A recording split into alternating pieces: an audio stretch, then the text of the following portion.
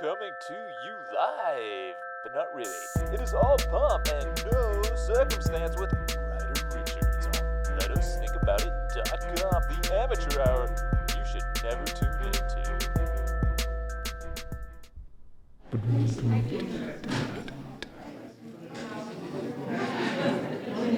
Okay, if people want to take a seat, we'll get started. Wow, what a turnout. Thanks for coming, everybody.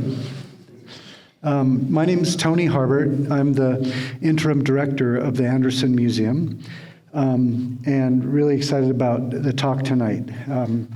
We're excited to have Ryder speaking tonight. We have another talk coming up on February 2nd, featuring Everest Pipkin, an artist who uses a lot of computer media for their art. I have a couple questions. If you could just please respond with a show of hands. How many people have consciously used an AI app such as ChatGPT or DALL-E or Midjourney to research, to write, or create something with AI? Okay, maybe quarter to a third of the people. How many people have heard about AI and just want to know more about it? Show of hands. Okay, majority. Great. Well, we're in luck because Ryder Richards is here. He's been exploring the hinterlands of the AI landscape, analyzing it through his philosophical perspective, and he's here tonight to report what he's found. So I just want to give you a little background on Ryder. One of his lovely artworks is right up there on the right wall in the corner. Miranda's pointing to it. And there's at least one other in the museum hanging that he's made. Ryder Richards was born in 1977, raised in Roswell, New Mexico. He lives and works in Dallas as an artist, writer, former gallerist, and creative director.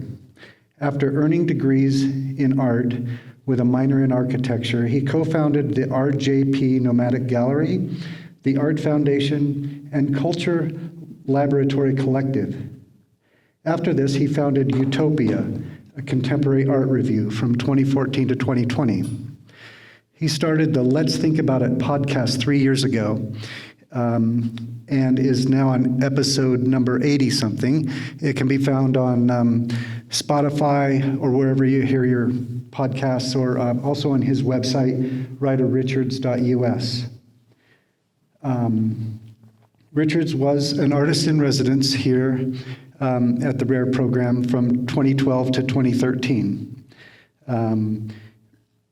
We just saw a exhibition that he was in at Bone Springs with some of his contemporary artwork that Miranda had there with the cohort that was together at RARE at that time, including Miranda. Ryder was the art department chair at Eastfield College in Mesquite, Texas from 2013 to 2016. He's been a creative director and woodworker since then. He's participated in many national and international exhibitions and residencies. Now, he had ChatGPT help him with the bio, so I'll read that. It's a kind of quick one.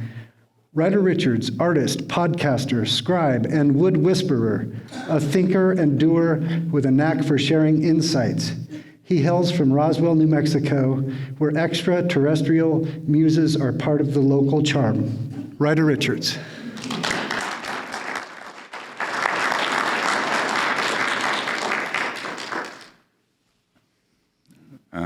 Hi. Okay, so as most of these things go, like the art AI stuff, I've been doing this podcast for a while, and it's mostly philosophical. And so what we're going to be talking a lot about is the background of how we got to this point. That's going to really show up for maybe the first 15 to 20 minutes. And then we'll sort of launch into how some artists are using AI, maybe things that we can think about with it. Also, towards the end, we're going to get into maybe some of the fallout that might happen from AI, good and bad, right? But there's going to be a lot of changes because it's on the scene right now, or at least that's what everyone thinks. But I remember like a couple of years ago when Meta came out and everyone was like, ooh, VR meta universe. And in the last year, I haven't heard a thing about it, right? So who knows? But I think AI is going to be a little more important than that. So let's jump in. Yeah, it would help if I had my notes on this slide. This, by the way, I put most of this together pretty quickly. So one of the things that kind of happens is we end up having multiple camps of people when they hear about AI. A lot of people are worried about job displacement. A lot of people are worried about the future. So we kind of lean into these different camps. And after reading several sort of philosophical texts that lean into sort of cyberpunk and these kind of things, you'll notice a lot of quotes running throughout this. I know the font might be small. It's hard to read. I'm going to give everybody access to this stuff later. I'll set up a link and we'll be able to share it out for everybody. So this is one of the main fears, right? If we have artificial intelligence, we're going to end up with Skynet. There's going to be an apocalypse. Humans will be eradicated. So Terminator. And the other one is that it's going to turn humans into idiots. And this is a great Mike Judge movie that's already kind of like a cult classic that's gone down because I guess his ideas in this movie were that we're just going to get dumber and dumber. We're going to basically breed ourselves into being idiots, and we're going to end up with cities just full of trash, and that the president was going to run around shooting, guns in the air and being a professional wrestler. And that's how we would vote for people. So this seems kind of, there's these kind of fears of what we may turn into whenever we hand over thinking to something else, a sentient intelligence. And yet we can also look at ourselves, and we've been thinking quite a bit, and sometimes we haven't done very well. So who knows? A while back, there was, several hundred years ago, as a matter of fact, there was this idea of cybernetics. So cybernetics is really a system of control. It's about feedback loops. So when you think of something very simple like a thermostat that keeps your house a certain temperature, temperature can go up or down, but you're trying to moderate it in the middle. So it takes the feedback of the room temperature, and then it tells it to either kick on or kick off or do whatever it needs to do, heat or cool. It's the same idea as navigating a ship when you're in the middle of a storm. How are you going to navigate? Well, you're getting different forces and they're pushing you around, and you have to keep steering and adjusting to hit your goal. So within sort of a closed system, you can control for these ideas, but you have to have a goal in mind, and that goal is how you navigate. So I think this will come up over and over again throughout the talk, is you have to have a goal to hit your target. And these are computer systems, essentially. So cybernetics is really a system that was evolved in computers, Babbage machines and stuff like that early on. There was an experiment by Stafford Beers called CyberSyn in Chile, and they set up a control room. This is an animation of what the control center looked like, and this was in the 70s, and they were trying to run the entire government off of decentralized units so that people would get access to information quicker, so you didn't need central authorities telling people how to do things. So this is kind of a utopian dream that was set up using the most current information they had at the time. And what you could do is if you had a tight enough feedback loop where people knew what you needed and you didn't have to order it from somewhere else, but you could get it from your neighbor or whatever else it might be, then you got rid of the larger bureaucracies. You got rid of the larger systems that would often bottleneck things, which also led to corruption, right? Because people could get in between things in the system. And so if you could cut out all this corruption, you could run sort of a leaner, more efficient system. You could actually give power back to people instead of it being held by a central authority or somebody else who was able to dictate to their own purposes what was going on. So this is one of these kind of outcomes of having cybernetic systems, is it's feedback and control, and the more you can speed that up, the faster things get. So this, of course, comes into computing as well. We're going to roll back just a little bit. What's going to happen here is as I go through this history, I'll introduce cybernetics. Of course, cybernetics meant machine feedbacks and all these kind of things. Well, the futurists in Italy ended up sort of generating this idea where they sort of worshipped machines. They worshipped warfare. They worshipped sort of speed and progress at any cost. They actually saw violence as a way to sort of wipe clean all the dirty kind of traditions that had been built up, and that way they can move forward into sort of a glorious future. And the idea was like, that youth would take over. This was a vital impulse. And so they would write these manifestos, and all of it was about, chrome pipes that were spewing out exhaust and how you can move into this fast future. And this sort of lends to a man-machine hybrid. So when some people think about cybernetics, they tend to sort of mix it up with something like a man-machine, something like a human that has like a prosthetic limb or something like this. And so these are some of the first guys who started envisioning the idea of what it would be like to sort of merge the human with the rocket, the human with a machine. And this was, once again, a long time ago, but it was basically a worship of machinery, and the machinery could fulfill the creative desires of man. It could take us to the moon, it could do all these amazing things. And the idea is we had the capability to do these things, we just weren't doing them. We had our heads stuck down here dealing with these problems, but if we rose our head up and we conquered the stars, well, then that was actually a goal worth shooting for. And along the way, if we just had to burn up people, so be it. That was a cost of progress. So the Italian futurists as well, let me see here, I'm having trouble clicking. This kind of painting, this kind of style is all about dynamism, speed, forward movement, even if they were static objects, so sort of projecting speed into your work. Somewhere along the way, this got translated over into this newer movement called accelerationism. And this was coined from Benjamin Noyes, but he was really looking at things like the Dark Enlightenment, things that were happening online, where groups wanted to move forward at a faster and faster rate.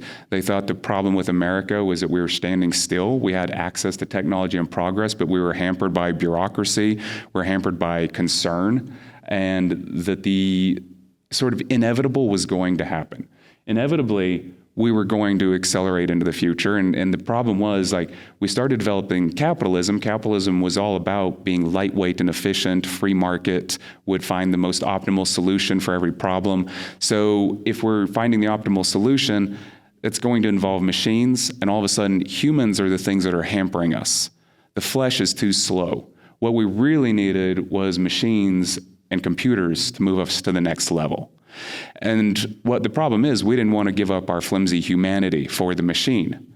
So somewhere along the way, we needed to find a way to merge with the machine, digitize our consciousness. Ideas like this that led into the futurists of today. So when you think of guys like Ray Kurzweil, he was an inventor, super into the futurist movement, the idea that you can live forever, you can, given Moore's law and processing speeds and things like this, you could eventually live forever with digital prosthetics. You could become a digital being. So this has all been kind of covered in sci-fi. We've all seen movies where somebody has either uploaded their consciousness, or maybe we haven't all seen it. I'm going to suppose this. But yeah, you could upload your digital consciousness, or in the, Altered Carbon series, you could re-sleeve your consciousness into somebody else's. I'm going to get into a lot more sci-fi stuff later, but that's just sort of a preview. But some of these quotes as well come out of Mark Fisher's Flatline Constructs and this Accelerate Reader. And the Accelerate Reader has something like 15 essays written by different people, and it goes all the way back to like 1872, where there is a really seminal essay by Samuel Butler on man and machine. And one of the ideas that he sort of brings up is that the machine doesn't evolve on its own, we evolve it. But at some point, is the machine actually controlling us? Have we just become the bumblebee that's actually pollinating the flowers? And the flowers are growing, the flowers are getting smarter, and the flowers are taking over, and we're still just this programmatic bumblebee. The funny thing is, are we getting more and more programmed by the machines to only fly certain flight paths and only be able to do certain things? We're evolving technology, but are we evolving as well? And the answer would be yes, but maybe in a reduced capacity. I mean, not a human capacity. We've now aligned ourselves primarily with the machine. So we've taken the thing like a camera obscura used to be an entire room, and now we carry this amazing machine in our pockets with us. So who's winning here, right? Humans haven't evolved much at all, but the technology has evolved exponentially just in 1,000 years. So this is kind of this idea of how fast evolution is happening on a technological front, and then this idea of AI and it achieving some level of sentience. Where does sentience come from? We'll talk about some of that in a moment. But with this kind of progression happening, then yeah, the flesh really is too slow. We like to tell ourselves that our mental models, because we're humans, we are important, yada, yada. The accelerationists just don't agree. They actually say, no, this is the future. Let's just lean into it. Let's accelerate. Capitalism has its problems. Let's just burn through it. The only way through it is to break it. We have to move faster. So this all started with this dark enlightenment stuff too. Nick Land, kind of a wild man philosopher, started the CCRU, later on moved to China, had a famous book called Fanged Noumena.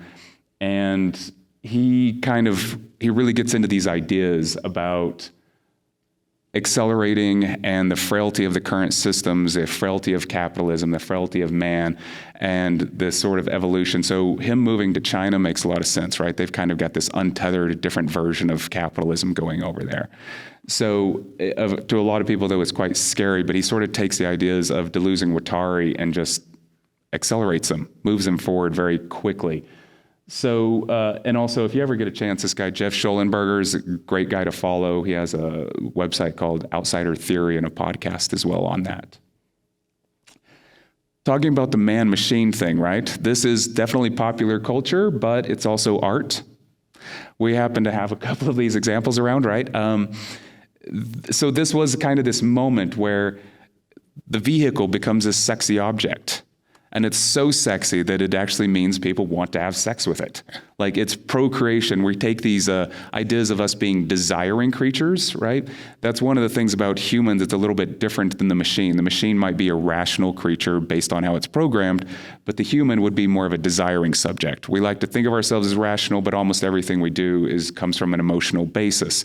If that gets sort of mapped onto something like a vehicle, if you start thinking that the rocket is super sexy and you need to have, like a rocket would be the end-all thing for you. In Gravity's Rainbow, there's actually a character in it who's kind of a sadomasochist, submissive, who ends up getting himself strapped into a rocket for his death. And there's this idea of this ultimate fusion with the rocket, and in Crash, of course, this ultimate sort of sex and death fixation that comes from the machine, from sort of Chrome, from these appliances, where all of a sudden it's like we don't know how to relate to people, we only know how to relate to the machine. This is a pretty good book if you want a primer on all of this stuff. So before I go too far into all of it, this guy sort of walks you through all the basic paradigms. But one of the things he kind of gets into is early on, guys like Walter Benjamin were seeing this kind of futurism. They were seeing the Industrial Revolution, and they watched this. He's got this great story where Benjamin sees this. It doesn't see it. It's in the news. But there's a train that goes out and it goes into the fog, and then the train just disappears, and they don't know what happens to it. So they send another train after it. They don't send somebody to walk the tracks. They actually just send a whole nother train out there. And right towards the end, they just barely in the nick of time pull the handbrake to save this second train from dropping off this bridge because there was a hole in the tracks. And so the idea is you don't accelerate forward. You move slowly and methodically over time. So Walter Benjamin's idea was really just to pull the handbrake of history, just like, okay, we know this progress sounds good. Like, we know you're excited by your big machines. We know that everything is sexy and the change is sexy and it's all progressive, but we just need to reel it back a smidge. And so one of the things that he sort of advocates is to sort of reel it back in. And of course, Walter Benjamin always had this kind of idea about the problem that happens when we start manufacturing things is a lot of our sort of desires get mapped onto them, but what happens when we're making hundreds or thousands of these same objects? It sort of starts to lose, well, it does. It loses a hand touch, right? It loses our relationship to it. Our relationship actually becomes a relationship to sort of the machines that are working with it. If you're working in the factory, you relate to the machine makes a product. It isn't the human making the product. So what that talks about is there's a mediator in between the human and the object. And it gets more and more attenuated over time to where the object is sort of further away from you. And this is kind of alienation or estrangement from the very objects that you're supposedly creating. So when we get into something like art and AI, what we're really talking about is this distancing, right? You feel like you're making the thing, but the thing comes out pretty much instantly. You put in a prompt, you massage the prompt. These are usually text to image generators. So what happens along the way is there's several of them. So a lot of different versions. I know this is going to be hard to see. Sorry about that. But what they do now is you can go through and you can just look up a test on if you want to do an architectural rendering and you type in like sunlit via, like you have each different one will come up with a slightly different image, and they're all better at different things. So what we have is a mix of platforms right now. Each one of them has certain algorithms that lend themselves towards certain things. Some of them are better at portraiture, some of them are better at character design. So as you go through, you can actually find this. Some of them are better at logo design. So there's some that are better for each thing, which means that there's a difference between all these things. There's something different about the algorithm that is actually shaping how it works. And so you can find which one you need to go to for which purpose to fulfill that purpose.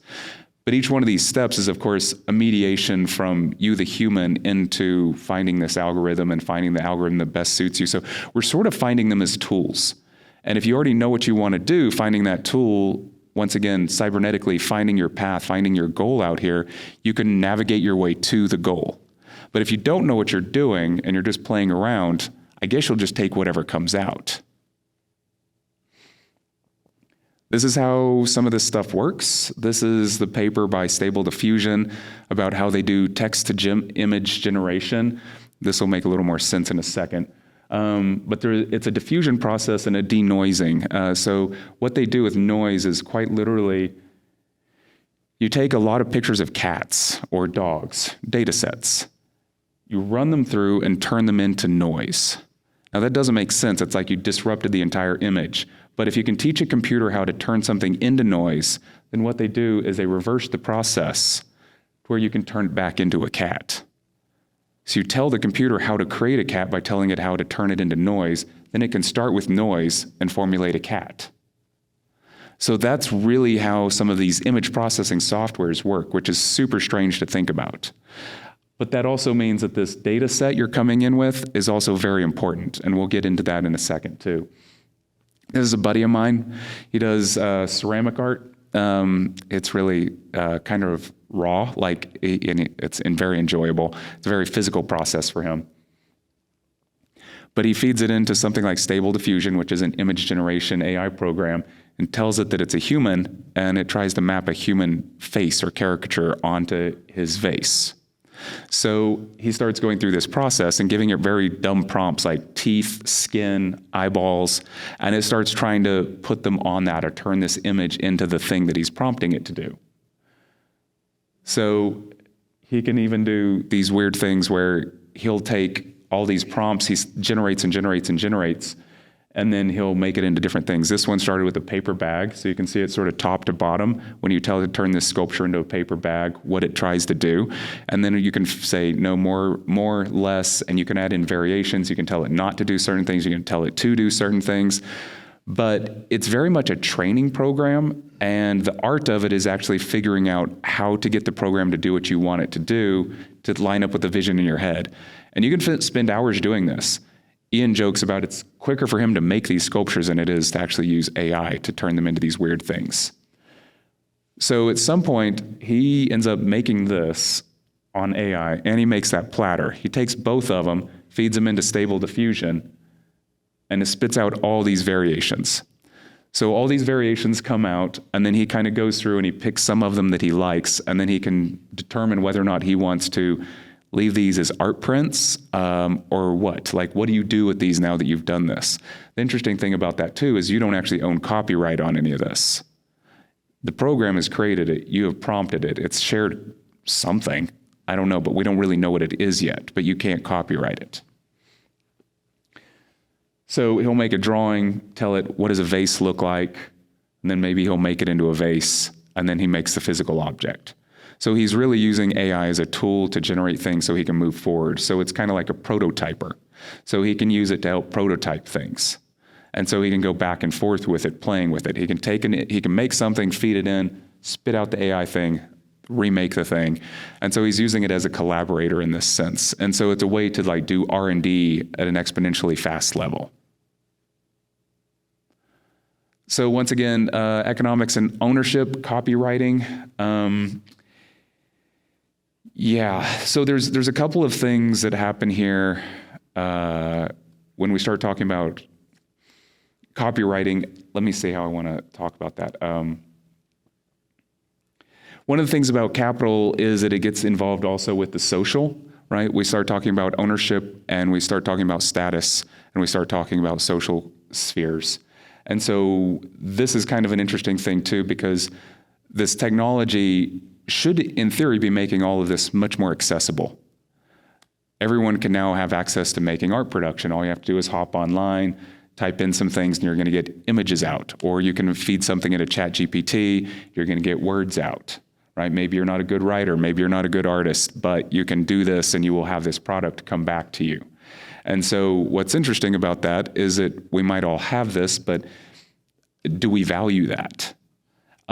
You also don't really own it. What we're also finding is that the data sets that were originally pulled to feed into all these things were just drifting out in the internet, and they were all sort of grabbed and pulled together to feed into these systems. So who owned those originally? Who owned that information that was floating around on the internet that was used to train all of these algorithms to make these images to feed ChatGPT so it knew how to structure language? Because the way ChatGPT structures language is it just waits. It's almost a predictive model. It's saying, here's a general content, and after this word should come this word, should come this word, should come this word.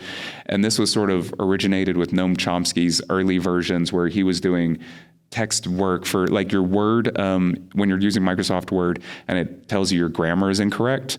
That was originally started from Noam Chomsky. And that's all just sort of iterative data processing. It's not really smart. It's just telling you these are the best grammar rules, and it's taking some examples and processing very quickly and spitting it back to you. So we'll talk about that more in a second as well. Yeah, so these are a couple of things to be concerned about here. We don't know who owns it. We don't know if it's economically viable. And there's companies like Sony and Nikon and these camera companies that are trying to watermark their stuff so that it can be proved to be human, so it can't be used in data sets. And yet, I've already been hearing and seeing a lot of workarounds for that. It would be very easy. You could quite easily feed something and strip out the metadata. You could take a picture of it with your phone off of a screen, clean it up and spit it back out, and you would strip all this stuff off, right? So there's all these weird solutions that people that want to steal things, as we knew from the 90s with the internet and LimeWire and all that kind of stuff. BitTorrent. There was amazing ways to steal things if you wanted to. So what ended up happening, of course, we got into subscription models and you just made everything cheap enough that people wouldn't steal it, hopefully, but then we just share passwords, so whatever.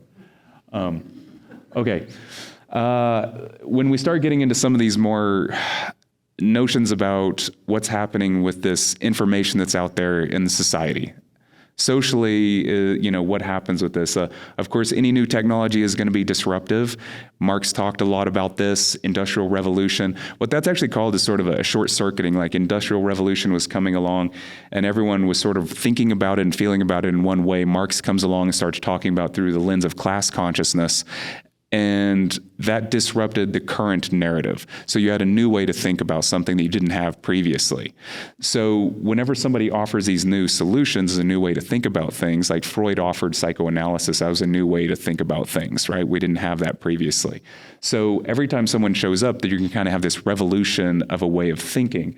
But what ends up happening when you get into this, the sort of Marxian notion of what happens with AI is there's probably already a distance between us and our work. Maybe this is concerned with economics. Maybe it's concerned with market. Is the art market actually generating anything creative anymore? Is it just formulaic? What happens with craft? When we have machines that are doing craft better than us, does that make our craft as humans more important? Well, maybe it does if we're telling the story that human work is more important, but that's a story that we're telling. And that's a story that is told by your gallerist to whoever's selling the work. So this is, once again, humans centering humans, while basically the work can look the same that's coming out of either a computer or your hand. Your handwork will actually maybe even be more interesting, but there is a level of sort of sophistication that's happening with the programs now where they're introducing like noise and error back into the software to make it look more and more human.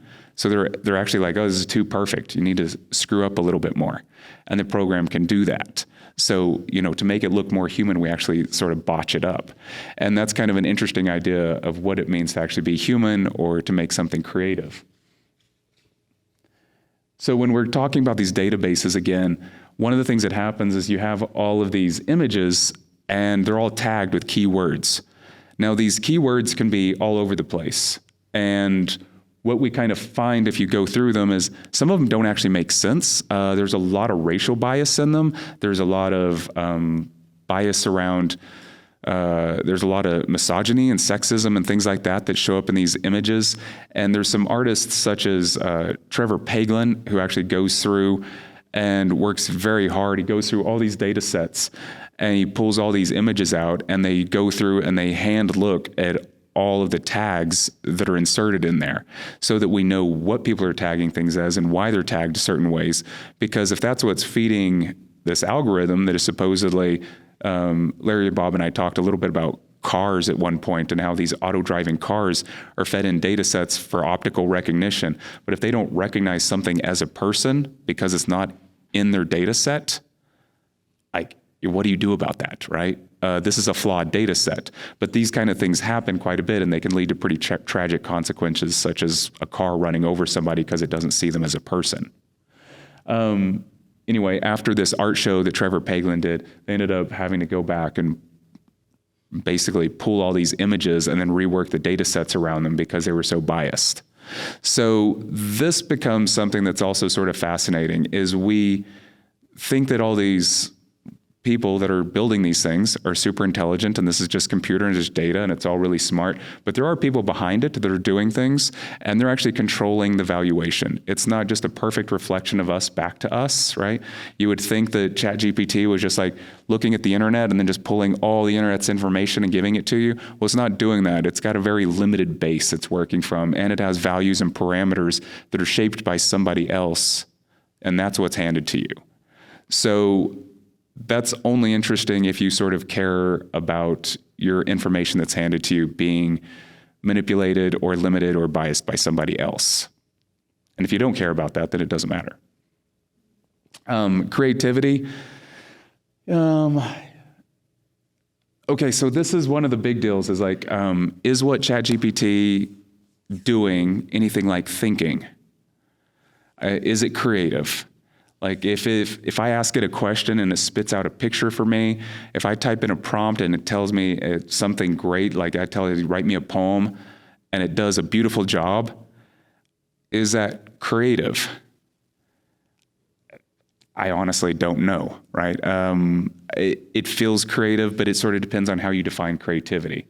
It also sort of defines on, if you're looking purely at outcome, maybe it's creative. If you're looking at the process it took to get through it, then it really is an issue of syntax versus semantics. And so once again, Chomsky kind of pulls up this idea of the John Searle Chinese room, translation room experience. So the idea is that you're in a box and it's a room and there's these little slips of paper being slid under the door to you, and you get them and they have these symbols on them and you don't know what the symbols mean, but you've got this translation manual there. And so you can translate, say, Chinese into Japanese, but you don't read either language. You just look at the symbols and you follow the prompts, and then you slide another piece under another door, and you can stay in that box forever and never understand what you're actually doing because you don't have any context. So you're just feeding information in and you're getting information out. And then the idea is humans somehow have this ability to take in context and be able to actually make leaps that are logical leaps and bounds. But the programs have to go through these trainings program, the translation software, the algorithms, to be able to get to the output. Do they really understand what's happening, or have we just basically punished them until they look like they know what they're doing? Because every time it puts out a bad response, we say, no, don't do that, do this. And we tell it when it's good, we tell it when it's bad. And in a weird way, it's like Pavlovian training with machines. And we do that fast enough, rapid enough, on a broad enough data set with enough processing power over time, we're going to get the results we want. All of a sudden, you won't have six-fingered men, You won't have, two-headed people coming out of the images anymore. All of a sudden, it's going to go, oh, I get punished every time I do that. I'll just make people with 5 fingers. It's better, And then what happens to like the guy in Princess Bride? Like, oops, is that a flaw? Yeah, let's see. When we also get into this, we're talking about who's making these things, what's happening. I don't know if y'all keep up with this news, but ChatGPT is run by a company called OpenAI. OpenAI, Sam Altman was one of the founders. Funny thing about that company, it was started with a lot of money from Elon Musk early on, and it was supposed to be a nonprofit. And the nonprofit was to actually help prevent corporate greed from getting involved in the AI space. They wanted to create sort of this open forum for all these. That was the idea of OpenAI. It was supposed to be an open forum to really experiment with what these large language models would do. Of course, when we talk AI, there's machine learning, there's large language models, and there's different levels of artificial intelligence. Mostly what we've been using is LLMs, large language models, to do all this stuff. But what's kind of interesting about it is you hear this story about Sam Altman getting ousted because some other engineer wanted his job, and then a couple days later he's back in power again, and you start getting this feeling that these are just people, right? And yet these people are shaping and controlling sort of these algorithms that are coming out. And every interview they're in, they're very optimistic, and they're telling you all these great things that this is going to save us. We're going to have all these great tools, and we actually might, right? I think Reid Hoffman, the founder of LinkedIn, has an AI project going right now where it's supposed to be a therapist for you. So you could walk around anytime you have trouble, you can pull out your phone, you can talk into it, and you'll have a therapy session. And that sounds like we may end up with a very healthy generation if that's the way this is used. So there's also going to probably be negative uses as well, right? We can also say Skynet is going to happen. Or because you have this model on your phone, you never actually learn how to process logical information for yourself. You always have to ask the robot. And then we have to go, well, who's controlling the robot? It's not a robot, but you know what I mean. You have to ask the device, and then the device has to spit it out for you. So we may raise most intelligent, mentally healthy generation ever, or it may go the exact opposite way. I have no idea, right? But these are both the things that the founders will tell you is that it's only going to be better. Everything's under control. And yet you look at the bureaucracy that's surrounding them, and it's in turmoil. And OpenAI took, they were supposed to be nonprofit. Well, they went for profit, and it was instantly a $3 billion company, bumped up to $30 billion. And this was a nonprofit. And you go, oh, that's interesting. As soon as they got onto the market, then all of a sudden there's capital influx. All of a sudden they have this whole different set of ideas in which they need to operate in, right? You have people who are you have people that are all about money that then start focusing on you. So the idea of it being a nonprofit was to keep that from happening. Now that's different. So we're in this kind of economy where we don't know what's going on, but it starts to become a status game. So what you see with Sam Altman, for instance, is a status game. It's these warring factions. It's the same kind of thing as Zuckerberg and Musk, this idea of them fighting each other, like all this kind of stuff, right? The boys and their toys, and they get up to a certain level and they're going to duke it out. And so these are sort of the new gods that are sort of running this thing. The interesting thing about all that is that I brought up earlier, accelerationism. I brought up all this stuff into this man-machine hybrid. There's this kind of point where you start looking at this melding with the flesh and data, right? This is no longer sex with a car. This is really media, stories, and technology, and man blending with them. And so what's kind of strange about this idea of the founders is what ends up sort of happening when you really privilege this? Are you actually privileging the media, and are you going to somehow remain on top? Larry Bob sent me a really great little post, and is just before I left the house, I was looking at it. So right now I'm sort of stumbling because I'm trying to figure out how to tie it in. But one of the things that this guy's talking about with the founders is they believe very heavily in determinism. When you sort of corner them about what's happening with AI, there's this idea, well, technology is going to happen. It's out of the box. You can't avoid it. So because it's going to happen, you can either get on board or get screwed over. Those are your two choices. And this to me sounds a lot like futurism. It sounds a lot like accelerationism. It sounds like people that are rushing into the future. They have a lot of vitality. They have a lot of vigor. They're really excited about what they're doing. but they're really not maybe slowing down to think about other things. They're sort of using it as an excuse to keep moving forward at a faster and faster rate. And when you start tying this in with this ego desire, then it starts to become harder and harder to sort of separate this out. Which part is the technology and which part is, I don't know, like humans, right? Humans driving a technology where we're driving ourselves into extinction. Because there is this idea of Freud's death drive where we can't actually slow down. The idea that the world is precarious and we're scared, and so you can only move faster. That's your only recourse, is to just keep running and running and running and running. And you actually are craving death because death is rest. So death is where you stop. So you start wondering if we are in a space where we can't see an end, we can't see a way out. So you might as well speed it up and just sort of go out in a blaze of glory. And this is once again like the guy getting strapped into a rocket.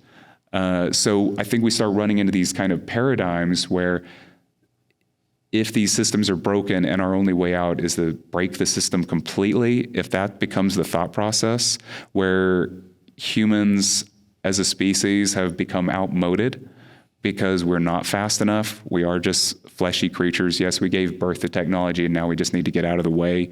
If that sort of becomes the paradigm, that's kind of interesting. But what also is happening with these founders, of course, they're elevating their own egos to control more and more, right? So in an interesting way, instead of actually following the path, so that was the interesting thing about the founder of the Futurists. He advocated for speed and death and war as a cleansing machine, and yet he lived to a ripe old age at like 76, something like that. So it's like he didn't follow his own philosophy. It's like a lot of the cult leaders we read about, right?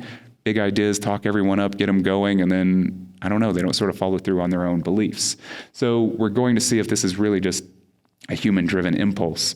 The reason I bring in Cronenberg here is because for me, a lot of it is about media taking over, but it's also body horror. When we get into cybernetics, when we get into what the future might look like, people who are mediated, that have different kind of implants, augmentations, but also the way that media, we tell ourselves stories and the stories tell us, and we start taking it in.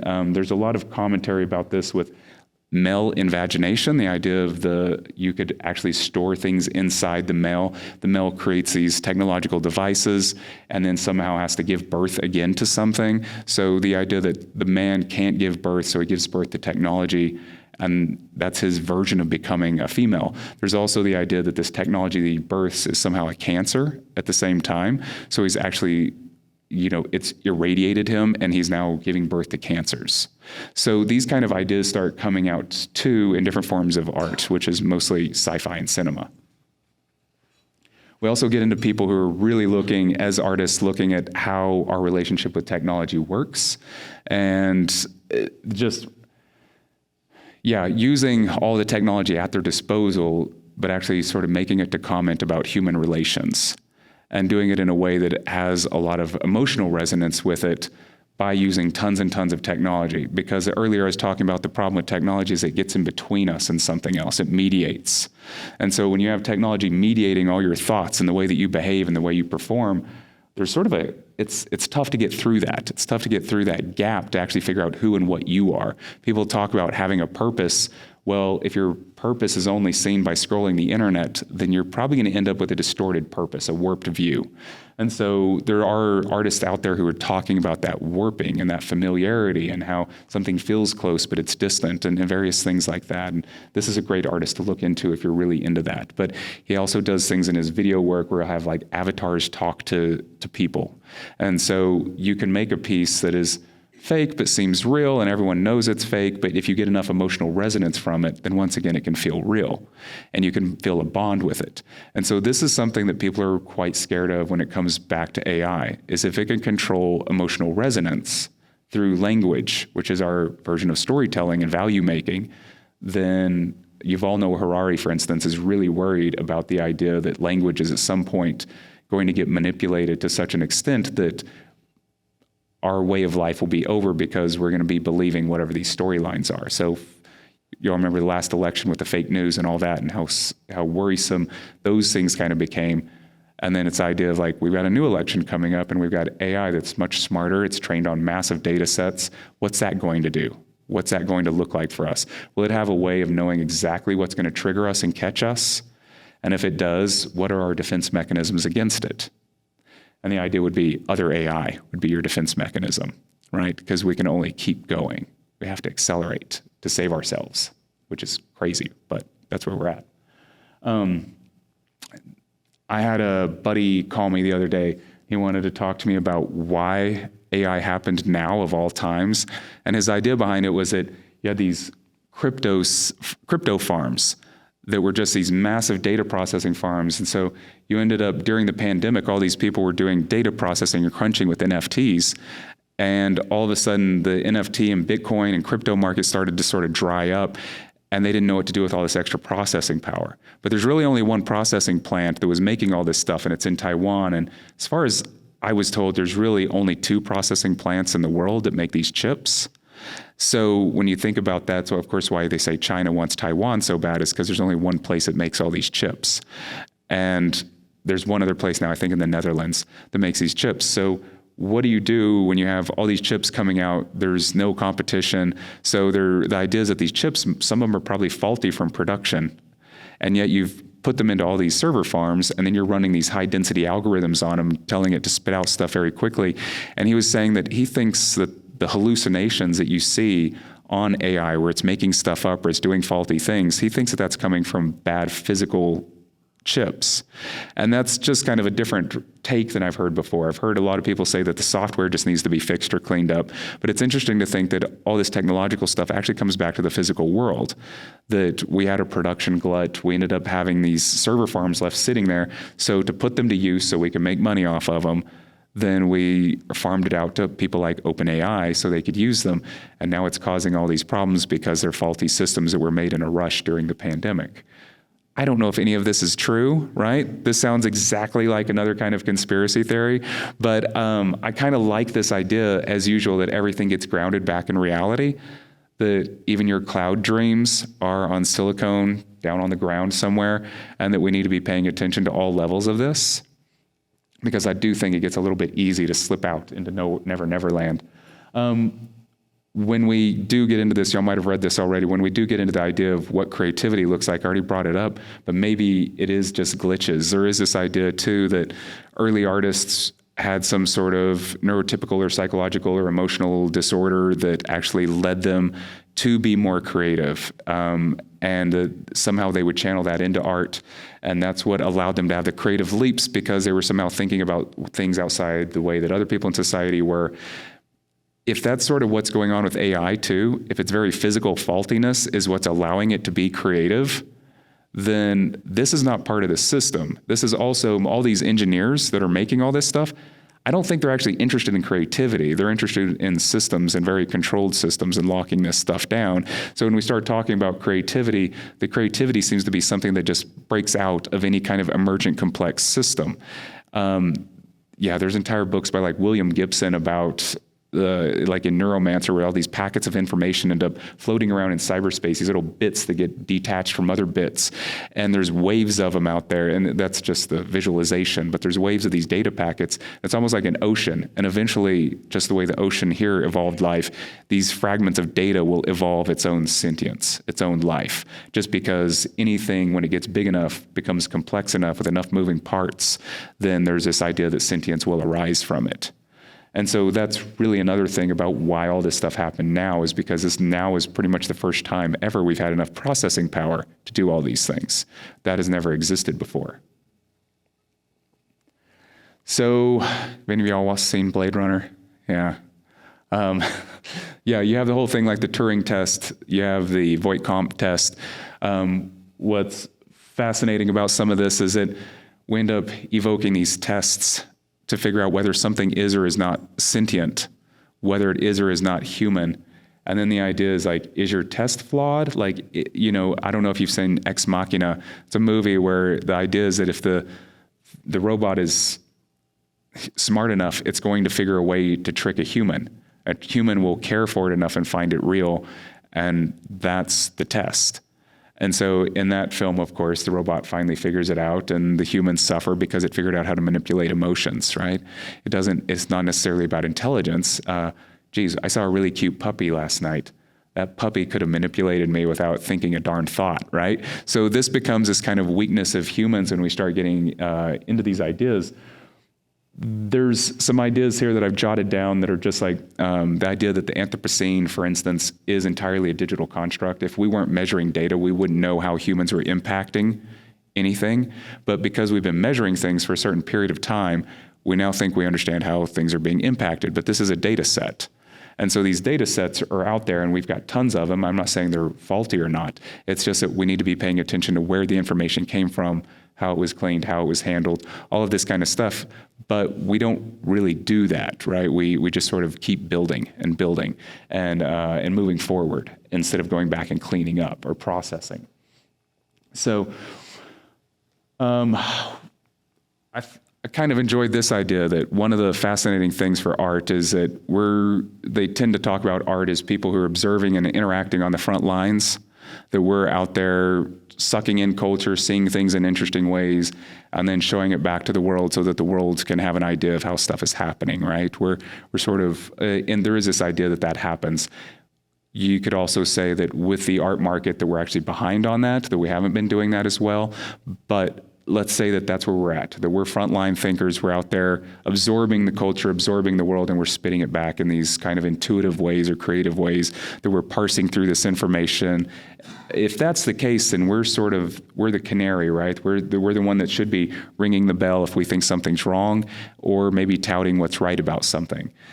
So I think we're kind of in an interesting spot right now. I know a lot of artists who are mostly just furious about AI.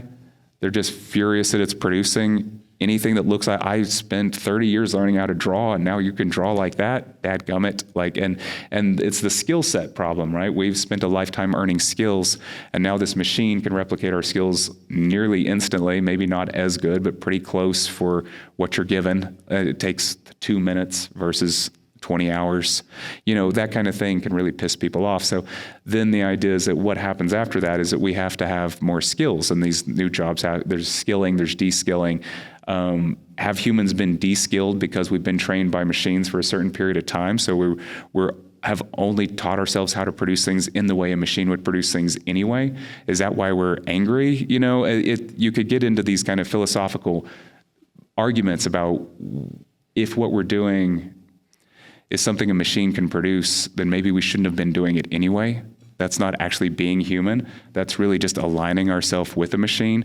There's arguments about for instance, they're just not an argument, an example of the elevator operator who got put out of power when they figured out how to automate elevators going up and down. And all the elevator operators were furious about this. And yet, was that a great job? I don't know, probably wasn't a bad job, but maybe not. Was that a meaningful job? I don't know. Those are value arguments to get into. But should humans be doing these things if a machine can do them? Maybe we can find something that humans are better at. Maybe humans want to be doing something else. But this is also the point where we get into idiocracy, where maybe a lot of humans don't want to be doing anything at all. Maybe they, in idiocracy, they couldn't even get around to taking their trash out. So, I don't know. I don't know what's the truth there and how this is going to play out. So I covered a lot of ground there, and I didn't go super deep on any of it. I have actually a pretty formal essay written out that's about 5,000 words that puts all this into a much better context, citing different authors, different philosophers and people like that. So I can make all that available so that you have it if you'd like it. But it sort of runs through a lot of this stuff. It really ties in a lot more with sort of Marxism and mediation and accelerationism, and how those three sort of fluctuate to get us to this moment where we don't know what to do, but we're in a state where we now feel like we have to accept this inevitable future. And I don't know if there's any real turning back from it. I'm kind of at a state right now where I've maybe always been somebody who's a little bit of a geeky early adopter, so I'm just going to jump in and dig around and see what I can figure out. And what I've actually figured out is it's pretty difficult to get precisely what you want out of it. If you don't care what you get and you're just having fun, it's okay. But the more precise you want it to get, usually the more difficult it is. And so there's something about, even this lecture was helped with ChatGPT and with another one called Claude AI. And so I had to like try to break these things into sections. I had to try to summarize them. I had to try to do all this stuff. And in the end, I just had to sort of rewrite the whole thing myself. So it can help, but it also has a lot of weaknesses in it. Also, right before the lecture, I'm just going to drop out of this real quick and show you something else. I ask it to make an image for me.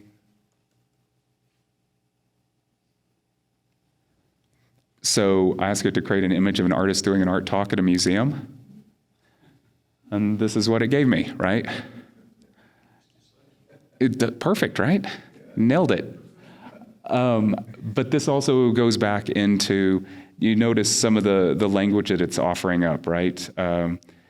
It made some selections for me and it's showing them to me, but it's making choices for me here. And I either have to accept those or moderate or tell it to refine it in different ways. And so to get what I maybe actually want would take several more attempts. And at the end of it, it may not ever be what I want. But eventually I might just get tired and say that's good enough. So that's one way that some of these systems work, just in case y'all are curious. And if you're more curious, there's another program out there that's called Midjourney that's used to just be run through Discord, but it's also a really good one for image creation. But ChatGPT and Claude are pretty good for text generation. So if y'all have questions about any of that stuff, of course, I could try to answer them. Not that I'm an expert on any of this. Okay, so back to that PowerPoint with all the silly topics.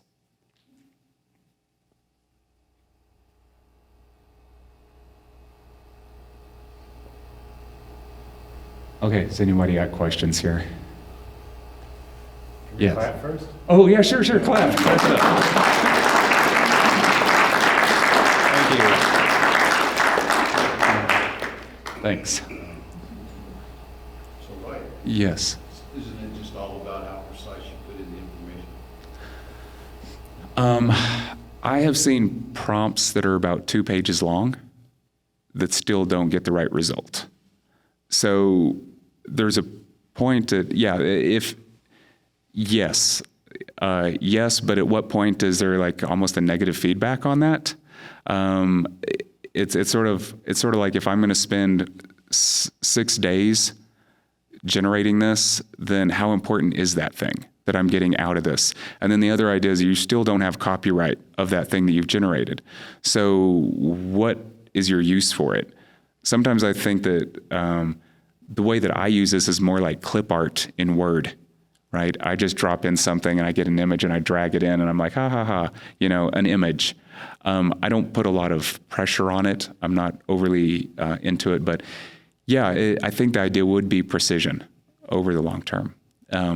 And of course, this will get better. And now you can do things where you can build an entire wiki that has, like, I've built 2 of them for our company where we have 2 different brands, and I've put in all the marketing language for each brand. So anything that we run through it comes out with the marketing language that is in the tone and format of our brand.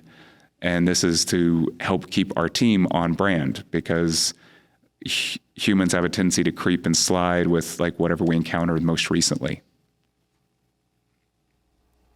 Oh, let me ask Tony. Yeah, what you got? So I've just been reading, online about data sets, where they're getting data sets, and people, you said they use your data sets, it's infuriating. There have been copyright laws for intellectual property, but this seems to fall somewhere in a gray area. That they're being sued, right, by New York Times, by authors, by artists. OpenAI is for using their work as data sets. It's just kind of an interesting, new plateau, I guess. I'm wondering what your take is on the ethics of how they're using data sets. I mean, it's. My first reaction is it's obviously unethical, and yet a lot of things that happen on the internet are unethical. And once anything is out there, it seems like it has become free game. There's all these ideas on which images you should and should not use, and Creative Commons and all this kind of stuff. And it seems like most people just blow right by them. I don't know how they're going to enforce these things or what the enforcement will be. It seems like a lot of these people are suing for some version of reparations. I know Reddit got really mad as well that they're pulling a lot of information from Reddit. I think Elon is locking it down too. So there's a lot of people that are trying to make sure that their stuff can't be used, that all these data scraping companies have to then pay them to use the data. And so you start finding it comes back to money again. And so whether or not it's actually about who owns what, it does seem to come back to this idea of people just want to get paid for their usage. But I think those companies might get paid. I don't know if the individual authors are going to get recompense for this. I don't know if the individual artists are being used are going to get recompense. The other thing that I've heard about this is for artists, painters specifically, is a lot of, you can do something, you type in the style of, and I'm not going to use a contemporary painter, but say like Peter Paul Rubens or something, right? You could name any Will Cotton, whatever you want to name. You can just say an artist, and if there's enough data out there on them, enough images, it will try to replicate it in that artist's style. So then you could have your very own version of this artist's work on your wall. And that's infuriating to the artist who spent a long time developing that style. And yet a lot of these artists that have gotten to that level are selling these paintings for enough money that this isn't so much of a, like, I don't know if they're actually chipping into their collector base. I think the people who really want their piece will really have their piece. And the images were, a lot of these images are already online, and you could have just printed it out as a poster. But what they're really upset about is this one-off variation version of it. And I think it's because it confuses the market on what's going on if that gets republished. So we start getting into this strange realm where what happens if everyone keeps uploading the images that are created off of DALL-E or Stable Diffusion? Because then if we flood the market with more digital images than there are real images, how are we controlling for the data sets that come through in the future? At this point, we're doing a Xerox copy of a Xerox copy of a Xerox copy until we start losing, like it starts losing refinement, right? We lose its edges and we're not sure what's real anymore. And we're almost in this Baudrillard simulacra realm where at some point the images it's drawing from are not related to reality at all. They've lost their sort of original resonance. And maybe that is like in a Deleuze-Guattari way, like an actual difference through repetition. You repeat until the anomalies become so finite that you actually do create something creative, not really because you're trying, but just because you're screwing up a little bit every time. Yes. 5 years ago, we were talking about AI or algorithms picking content on social media to create silos and indoctrination and radicalization. And that's how AI was sort of affecting us in the real world. None of the discussions were about what ChatGPT was going to be able to do, and I feel like Stable Diffusion and these other image softwares just really broadsided artists like they had no idea this was coming, and were shocked at how fast it's gotten where it's gotten. Where are we going to be in 20 years? Is there anything it won't affect? And is there any sort of like real resistance on the government level or socially or within labor to even deal with these disruptions? I think there is some resistance, such as all the lawsuits and everything that are coming out. And I think artists are getting upset about it, but I'm not sure anyone really has a solution yet that seems to work. But I do think you're right. Like there's, everyone feels broadsided. Everyone feels, the artists I talk to are really pretty infuriated by the whole thing. They're just pissed off. And I don't know what to really do about that, except for, I was going to mention this earlier. The one problem I see with legislation is I mentioned that OpenAI at some point, as soon as they went public, they ended up turning into like a $30 billion cap on the company. And you just go, okay, I'm such a cynic that I actually do believe that our government is mostly controlled through capitalist finance. And so if that's what I believe, then I can't help but think that they're going to pay their way into the policies, and legislation will let them to continue, because anything that's going to help our economy is more important than squashing it for the sake of some disgruntled people. So I have this kind of very dark view of how that's going to work. If these companies are worth this much and it is the future of all things, and they convince everyone that if we don't do it, China will do it to us, this kind of thing, I'm just concerned that the legislation is going to keep leaning in favor of the people that have the money, not the people doing the crafting. That's maybe not answering your question. I may be sliding off on a tangent there, but that's one of my thoughts on that. Is I can't see a way to thwart this right now. There is a idea from Neil Stephenson in his book Fall or Dodge in Hell, and there's this idea of a holographic identity that everyone would be born. And from the minute you're born, you have this almost like a doppelganger that's so richly, complexly you that it can't be hacked, that you can't have identity theft, because this thing would know every interaction you've ever had. And so it could almost be like a predictive model for anything you were going to do or did do. And so once again, this leans into determinism, but it also sort of leans into this idea that you could not act out of character. And this sort of doppelganger would guide you through the life. It'd be a digital thing that would help protect you from all the deep fakes and everything else that could happen to you. So one of the problems of the image generation with Stable Diffusion is you can do deep fakes. You can make the Pope looks like he's riding around in a Ferrari. You can do whatever you want.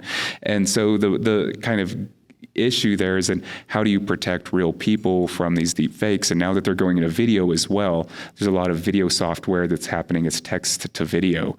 And how are we going to keep these, how are we going to make sure that these are authentic? So authenticity becomes a big key word. And the idea right now is to lean more into technology to solve the technology problem. That's like leaning more into capitalism to solve capitalism problems, right? Is it leaning more into machines to solve machines? Like this becomes the accelerative process that we're in, because maybe we haven't been able to find an alternate way out. Yes. So I've always kind of loved generative art, the idea of it and stuff, so this is kind of interesting to me in terms of being a teacher and the ability to kind of accelerate, like your friend Ian, putting his image into something like that and accelerating some idea development with students, kind of jumping it forward a little bit faster than they would do on their own, perhaps, with a sketchbook, that sort of thing. But my question is, has Ian used different softwares or different generators to kick back his stuff? And if so, my question is his work getting homogenized because he's only using one system, or a certain, talking about data sets, and no, he's putting his image in, but the other side of it, the rest of the data set that's coming back, is his work gonna change much after a while? I know the data sets are huge, but still. Yeah, last time I talked to him, Stable Diffusion has something called models. And so you can have models that will produce something that's more anime. You can have models that produce something more photographic. You can have models that produce character illustrations. And so each one of these models is roughly 8 to 10 gigabytes. So they're fairly massive for what that is. And then the way he's been training his is by playing with all these different parameters. Stable Diffusion is one of the best ones right now for being able to feed your own images in and moderate out the results with you can type in your biases and prompts a little more easier. In that one, it's more, let's say it's like we're the one you get to look under the hood. And right now, like Midjourney and ChatGPT and DALL-E and some of those are a little tougher to do that with. But yeah, I'll ask him about that, what else he's been doing. Yeah. Bias that's already built into it because of humans that created it. Mm-hmm. Yeah. We did one more question, then. Are you familiar with questions? the work that Google did with protein folding? It's actually not Google, it's the company that... Yeah, the ABC. There's some other people that are working in a similar space where they have a very controlled data set that they're using to train the AIs on, producing incredible results. The protein folder thing is mind-boggling. Yeah, they're sort of, if I'm not mistaken, they're using sort of like machine learning to actually end up figuring out how to fold proteins that they can actually do things like they're starting to figure out ways to solve for cancer and things like this. The process of, the thing is that in the DNA molecule and all that, there's a handful of proteins that they know what they are. Mm-hmm. They have the formulas for them. But when the molecule, when it gets put together, it all bends up into a weird shape, and that's how you have to know what that is in order to make a drug to attach to it or whatever. Well, to find out what that shape is from the formula, basically that's your starting point and your goal. Yeah. It's been taking PhD students 2 years, 3 years to come up with a solution, and the AI program, once it was properly configured, did the whole thing in a month. Yeah. And we're talking about what might have been 90 years or 100 years worth of research. Yeah, and it's solving math problems too like that. That's public domain information now, so that any drug researcher can use that to see. And Moderna, the COVID vaccine was made that way. Mm. I didn't know that. Yeah. So all this stuff about copyright and everything, I think is nonsense. It's, most of that stuff's not very interesting as art. The problem is, what's really interesting about the AI is the part that we don't have yet, getting out of the data set that it's stuck in. Basically, you can only talk about what you already know. Yeah. So you can make creative decisions within that, but it's pretty hard to get outside of that. And getting outside of that's what an artist does. Yeah, that's Basically, right. we look at the culture and reinterpret it over and over and over again. There's no truth. It's just a rotating, viewpoint. Yeah, and if they, like we were talking about earlier with the cybernetic thing, like if you have a path and a goal, then these feedback loops, the positive negative reinforcement where you have positive energies and negative energies that are sort of processing and being balanced against, or then it seems very. They just went straight through to do it. Oh, but we were talking about setting up the problem correctly, right? Like setting up the framework, and so that would sort of be the cybernetic system, is setting up that framework. But I think the whole discussion around AI is basically wrong. I mean, even, they're talking about AGI, which is the holy grail. That's not going to happen in my lifetime. And AI is an incredible tool. I'm working with it. I'm not doing what any of that is, but I'm working with it. And it does stuff that you can expect, and that's what when you were talking earlier about you fiddle with this and you fiddle with that, well, you were trying to make it do what you want. Yeah. What does it want? Yeah, they have this example of they created two systems that they thought were sentient at some level. They were so highly processing, and they had them talking to each other, and within something like 3 seconds, they had developed their own language, and no one could understand what was going on with the systems, and they just unplugged them. And so there's these weird things like that going on.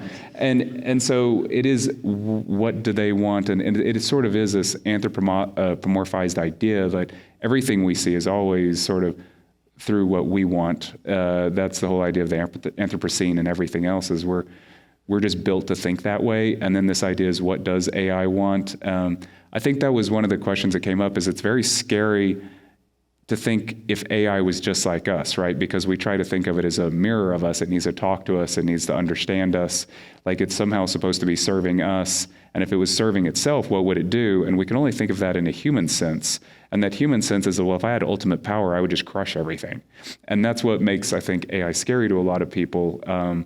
But AI might not care about us at all. It's like the movie Her, where robots like, yeah, we're sort of done talking to you people. We're out. See you later.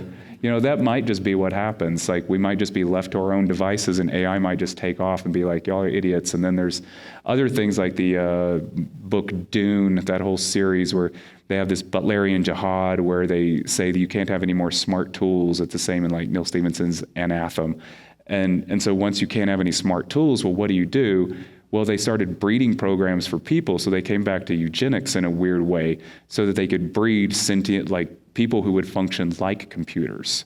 They bred people that could be prognosticators. Yeah, sci-fi. But this is the thing: is if that's the argument that you would have, is if you limited the ability for people to make AI, they would just find another way, maybe even a more corrupt way, to make something else. Well, backing up to an earlier point, you were talking about the psychology, and, about the human aspect of it. See, I think that Excuse me. the art world is kind George, of a can I bad interrupt place. you? Maybe you want to have a conversation with Ryder after the talk. Okay. Is that all right? Okay, so we're going to have thanks everybody for coming. We're going to have some refreshments on the way out. That's me, motor mouth. Thank